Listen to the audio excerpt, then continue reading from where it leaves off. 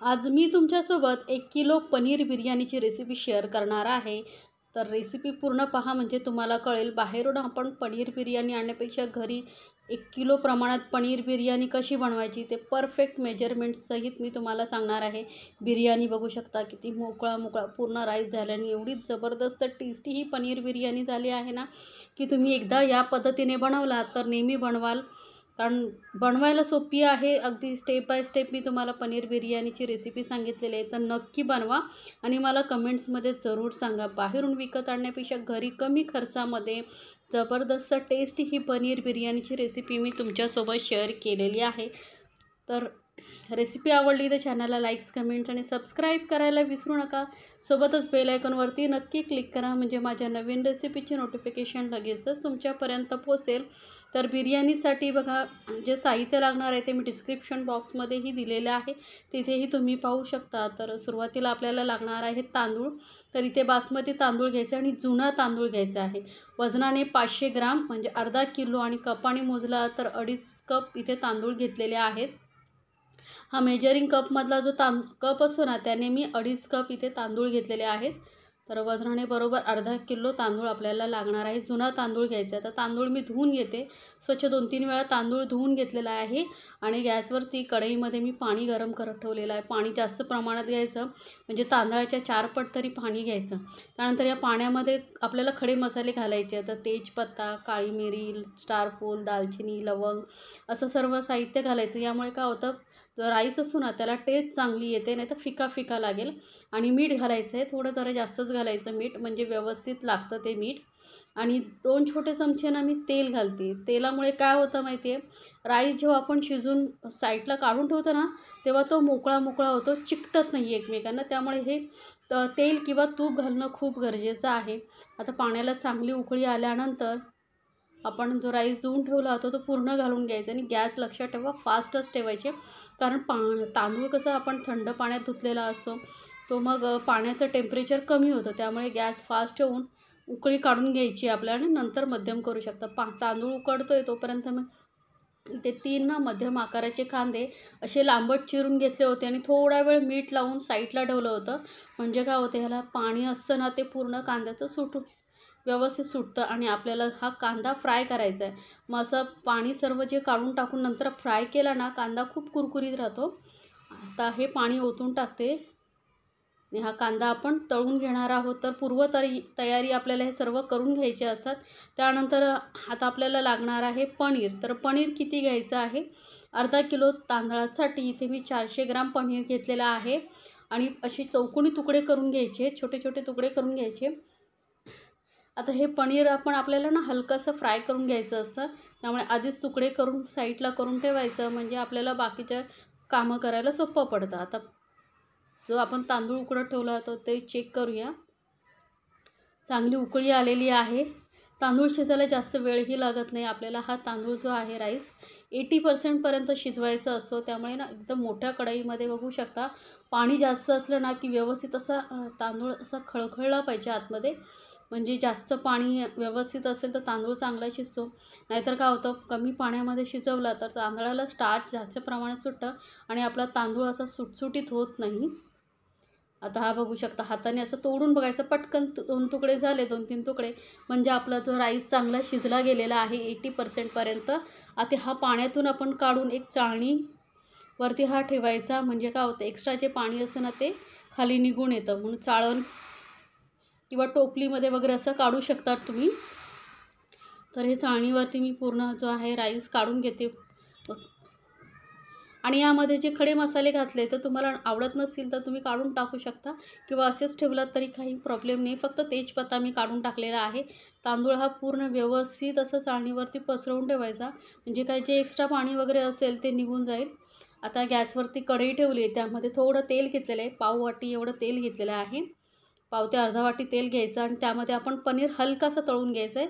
जास्त आपल्याला लालसर वगैरे करायचं नाही, हलकासा आपण पनीर तळून घेणार आहोत. आजची आपण जी बिर्याणी आहे ना ती एकाच पॅनमध्ये करणार आहोत, जास्त भांड्यांचा पसाराही घालणार नाही आहोत. त्यामुळे ही रेसिपी तुम्ही नक्की बनवून बघा. तर बघू शकता हलकासा पनीर जो आपण तळून घेतलेला आहे. असं पनीर तळल्यामुळे काय होतं, तो कडक होत नाही, चिवट होत नाही. तर पनीर आपल्याला बघू शकता हलकासा मी तळून घेतलेला आहे, हलकासा कलर आलेला आहे, जास्त नाही. तर हा पनीर काढून घेते आणि याच तेलामध्ये आपण बाकीचे जो कांदा आहे तो तळून घ्यायचा आहे. आता मीडियम फ्लेमवरती आपण हा कांदा चांगला असा थोडंसं ना लालसर होईपर्यंत तळून घ्यायचं. आपल्याला जास्त चॉकलेटी करायचं नाही, नाहीतर तो खाताना हा कडवट लागतो. त्यामुळे थोडासा हलकासा लालसर कलर येईपर्यंत तळून घ्यायचा आहे. पाणी काढून टाकल्यामुळे ना कांदा आपण जेव्हा तळून ठेवतो ना तेव्हाही तो कुरकुरीत राहतो. जर पाणी न काढता तुम्ही तळलात ना तर मग तो थोड्या वेळाने नरम पडतो. तर ह्या टिप्स ज्या मी तुम्हाला सांगते आहे त्या फॉलो करून तुम्ही नक्की बनवून बघा. तर हा बघा असा हलकासा लालसर कलर येईपर्यंत आपण हा जो कांदा आहे तळून घेतलेला आहे. आता सेम पॅनमध्येच मी खडे मसाले घालते. तर थोडंसं जिरं, काळी मिरी, लवंग, दालचिनीचा तुकडा वगैरे तुम्ही घालू शकता. आणि 3 मोठ्या आकाराचे कांदे एकदम बारीक चिरून घेतलेले आहेत ते घालून घ्यायचे आहेत. खडे मसाले घातल्यामुळे त्याचा जो फ्लेवर असतो ना तो बिर्याणीमध्ये खूप छान येतो.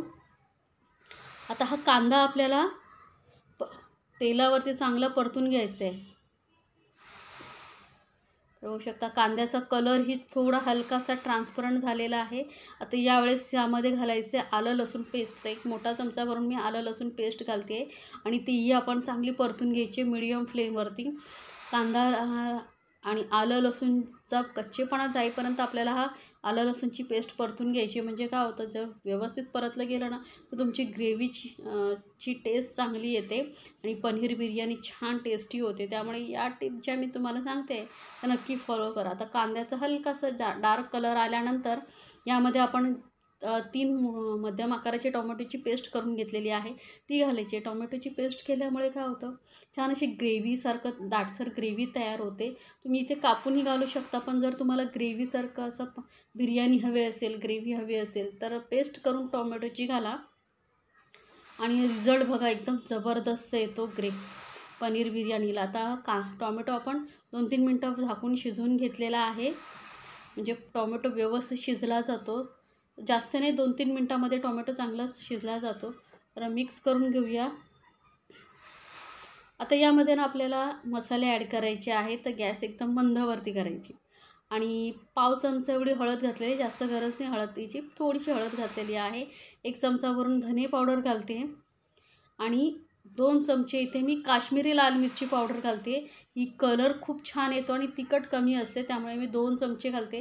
तिखट मसाला वापरत असाल तर थोडा कमी घाला किंवा तिखट तुम्हाला हवं आहे त्यानुसार घाला. आणि सर्वात महत्त्वाचं म्हणजे यामध्ये घालते 2 चमचे भरून बिर्याणी मसाला किंवा बिर्याणी मसाला नसेल तर गरम मसाला 1 चमचा घातला तरी चालेल. पण आपण बिर्याणी बनवतो त्यामुळे मी इथे 2 चमचे भरून बिर्याणी मसाला घातलेला आहे. कुठल्याही ब्रँडचा घेऊ शकता तुम्ही, पण थोडा बिर्याणी मसाला जास्त घाला. म्हणजे तो कसा होतो राईसमध्ये चांगला मिक्स होतो आणि राईसला टेस्ट छान येते. नाहीतर जर तुम्ही बिर्याणी मसाला कमी घातलात तर मग खाताना असं फक्त फिका लागेल, ती टेस्ट येणार नाही जे हॉटेल रेस्टॉरंटमध्ये असते.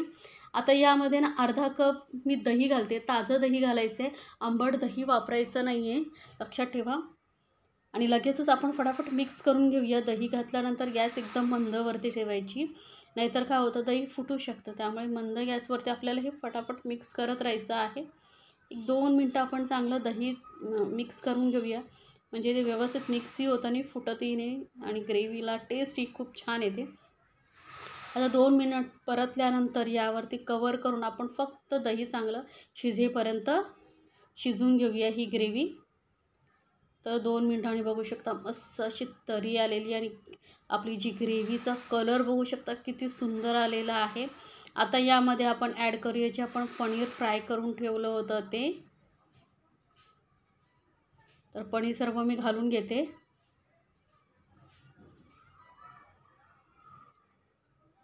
आता हे पनीर फटाफट आपण मिक्स करून घेऊया. जसं तेलामध्ये आपण ग्रेव्हीमध्ये घालणार ना ते आपोआप वेगवेगळं होत जातं, त्यामुळे असं काही प्रॉब्लेम नाही आहे. तर बघू शकता मस्त असं ग्रेव्ही आपली तयार झालेली आहे. पनीरची भाजी अशी जी खालात ना तरी जबरदस्त टेस्टी लागते. आता यामध्ये घालूया चवीनुसार मीठ. तर मीठ आपण भातामध्येही घातलं होतं राईस शिजवताना, त्यामुळे आपल्याला फक्त ह्या भाजीपुरतंच मीठ घालायचं आहे. एकदम मस्त रसरशीत अशी आपली भाजी तयार झालेली आहे। आता भाजी व्यवस्थित तयार झाल्यानंतर सर्वात शेवटी यामध्ये घालायचे कोथिंबीर आणि पुदिना मी एकत्रच कापून ठेवला होता तो घालून घेते, बारीक बारीक असं चिरून घ्यायचा आणि जो तळलेला कांदा होता तो घालून घ्यायचा। आता तळलेला कांदा ना तुम्हाला मार्केटमध्येही इझिली मिळतो, पण आपण घरी तळल्यामुळे फ्रेश जो वापरतो ना त्याची टेस्ट खूप छान येते। त्यामुळे जर तुम्हाला आवडत असेल तर नक्की तळून घाला। तर बघू शकता आपली जी पनीरची भाजी आहे तयार झालेली आहे। आता आपण फक्त 2 मिनटं याला वाफून घेऊया, म्हणजे आपण यामध्ये जो बिर्याणी कांदा वगैरे तळून घातला होता त्याचा फ्लेवर छान उतरेल भाजीमध्ये आणि पनीरमध्येही मसाले पूर्ण उतरतील। तर मस्त अशी आपली झणझणीत अशी बिर्याणीची भाजी तयार झालेली आहे। तुम्हाला आवडत असेल ना तर तुम्ही मटारही यामध्ये वापरू शकता, फ्रेश मटरचाही वापर करू शकता, पण मी आज पनीर बिर्याणी बनवते त्यामुळे मी मटारचा वापर केलेला नाही। तर आपली बिर्याणीची भाजी तयार झालेली आहे। आता मी यामधली ना अर्धी भाजी काढून घेणार आहे, गॅस बंद केला आहे आणि आपण याच कढईमध्ये आपण बिर्याणी बनवत ठेवणार आहोत स्टीम देत दम बिर्याणीला। तर मी अर्धी भाजी काढून घेते। तर अर्धी भाजी मी काढून साईडला ठेवला आहे आणि जो आपण राईस उकडून ठेवला होता तो आपण अर्धा यामध्ये घालून घेणार आहोत, कारण 2 लेअरमध्ये आपण बिर्याणी बनवतो आहे। तर अर्धा आधी आपण वापरणार आहोत, अर्ध्याचा वापर नंतर करणार आहोत। तर ही दम बिर्याणी पनीर बिर्याणी एकदा नक्की बनवून बघा। आता यामध्ये जे मी मसाले घातले होते राईस उकडवताना ते मी काढलेले नाहीत, फक्त तेजपत्ता काढून बाजूला ठेवलेला आहे, बाकी मसाले तसेच ठेवलेले आहेत। एक थर देऊन घ्यायचा तांदळाचा। राईस बघू शकता तुम्ही मस्त पांढरा शुभ्र आणि मस्त असा मोकळा मोकळा झालेला आहे। आता राईसचं एक थर दिल्यानंतर ना वरून थोडासा बिर्याणी मसाला घालायचा, म्हणजे काय होतं बिर्याणी मसाल्याचा पूर्ण फ्लेवर राईसमध्ये उतरतो आणि आपली बिर्याणी खाताना बघा राईस फिका फिका लागणार नाही। तर थोडा जरा जास्त किंवा गरम मसालाही तुम्ही घातला तरी चालेल। वरून कोथिंबीर आणि पुदिना मी एकत्रच कापून ठेवला होता बारीक बारीक, त्यामुळे मी दोन्ही एकत्रच घालते। थोडं जरा जास्त घाला म्हणजे टेस्ट खूप छान येते। आणि वरून जो आपण तळून ठेवलेला कांदा आहे तो अर्धा घालायचा आहे, अर्धाचा वापर आपण नंतर करणार आहोत। पाणी काढून टाकल्यामुळे काय होतं बघू शकता हा कांदा जो आहे अजिबात तेलकट वाटत नाही आणि कुरकुरीत झालेला आहे। हा कांदा तुम्ही फ्राय करून फ्रीजमध्येही स्टोअर करून ठेवू शकता, अजिबात खराब होत नाही, आठवडाभर अजिबात खराब होणार नाही। आता वरून ना तूप घालायचे, तूप नक्की घाला, साजूक तुपाचा फ्लेवर खूप छान येतो। तुम्ही भाजी बनवतानाही तुपाचा वापर करू शकता, पण मी या स्टेजला घालते म्हणजे मस्त फ्लेवर येतो तुपाचा। आणि इथे बिर्याणीला अजून जबरदस्त टेस्टी करण्यासाठी मी इथे शाही बिर्याणी इसेन्स वापरते आहे। मार्केटमध्ये तुम्हाला कुठल्याही किराणा दुकानामध्ये इझिली मिळतं। यामुळे जी बिर्याणीला टेस्ट येते ना यापुढे तुम्हाला हॉटेलची बिर्याणी ही फिक्की वाटेल, एवढी जबरदस्त टेस्टी लागते। तर एकदा नक्की या पद्धतीने बनवून बघा। आता जी उरलेली भाजी ठेवली होती मी आधी ती पूर्ण यावरती लेअर देऊन घेऊया। बघू शकता भाजीचा कलर बघू शकता किती सुंदर झालेले आहे। आणि नक्की मला कमेंट्समध्ये ज़रूर सांगा तुम्हाला ही रेसिपी कशी वाटली। अर्धा किलोच्या तांदळाच्या प्रमाणात आपण बनवलेली आहे आणि वजनाने बरोबर 1 किलो ही बिर्याणी तयार होते, म्हणजे 1 किलोचं प्रमाणात तुम्हाला ही बिर्याणीची रेसिपी मी तुमच्यासोबत शेअर केलेली आहे। प्रमाण परफेक्ट आहे तर नक्की बनवा। आता वरून परत आपण कोथिंबीर थोडीशी घालते मी आणि जो राईस उरला होता अर्धा तो घालून घेऊया आपण वरून।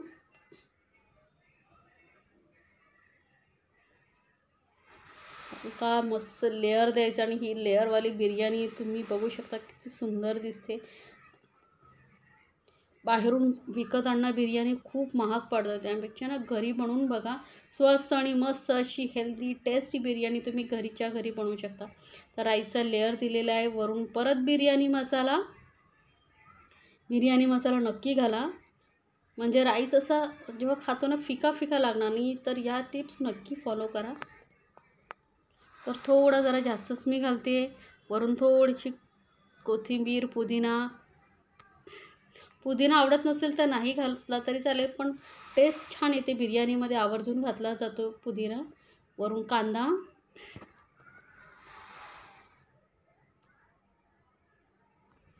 आणि परत आपण तूप घालूया. 2-3 चमचे मी वरून मस्तपैकी तूप घालून घेतलेला आहे आणि बिर्याणी इसेन्स. आता तुम्हाला असं कलरफुल हवा असेल तर येलो दुधामध्ये केशर भिजवूनही तुम्ही वरून घालू शकता,